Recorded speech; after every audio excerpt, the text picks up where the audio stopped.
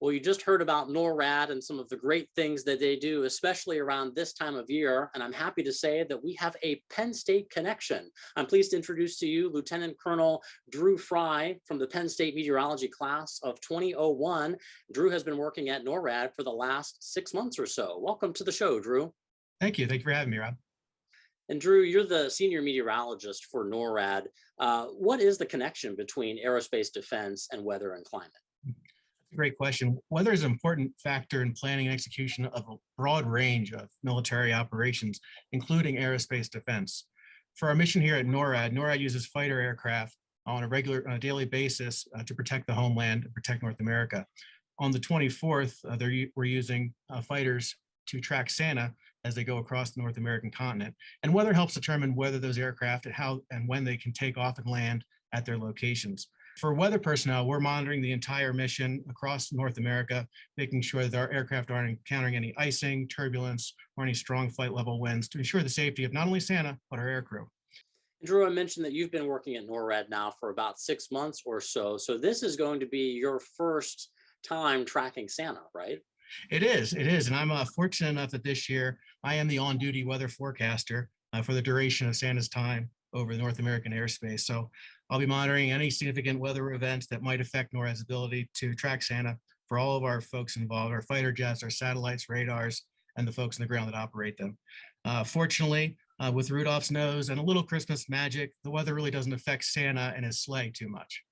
And shifting gears and focusing a little bit more on you, Drew, and your experiences at Penn State, how did Penn State prepare you for your career at NORAD? Not only just tracking Santa, but throughout the whole year. Well, I never thought I'd be providing the weather support to track Santa, that's for sure, back when I was at Penn State in 2001.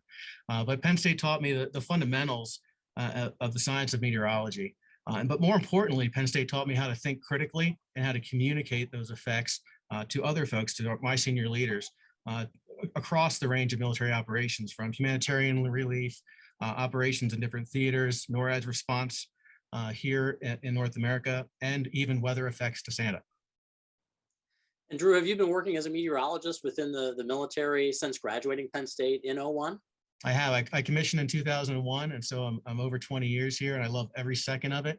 The weather's provided me with a dynamic career where I seem not to do the same thing twice, shifting support across all the different types of operations we have, whether it's aircraft support, Army support, launching rockets into space. I've had a great career, just a wide variety of weather experiences. What ultimately brought you to NORAD? I've always tried to get to Colorado Springs. I love the area here, and the NORAD Northcom mission is so important to our country. The Homeland Defense mission is probably one of the most sacred trusts we have with the United States and with our partners in Canada. So this, to me, was the premier weather job that I've been trying to get for the past 20 years. And so, Drew, I understand that you actually have a background that predates your time even at Penn State with NORAD Tracks Santa, right? Yes, I've known that NORAD Tracks Santa for a long time, even as a little kid growing up. One of my favorite memories as a kid was sitting in the backseat of the car on Christmas Eve, driving home from my grandmother's house on the way to church, but listening to the radio and following where Santa was at the time, because I knew we had to get home before Santa was getting close to North America, so I get to sleep so he would show up. So I've been a Santa tracking fan for a very long time, and I'm able to use that now in the future with my kids as we go from a radio station to an app on your phone, and we can watch Santa go across the world together. What's the reaction that your kids have when it comes to the NORAD Tracks Santa? Well, my daughter's 13 years old, and she's going to love the fact that I'm mentioning her right now. But she is a Weather World fangirl.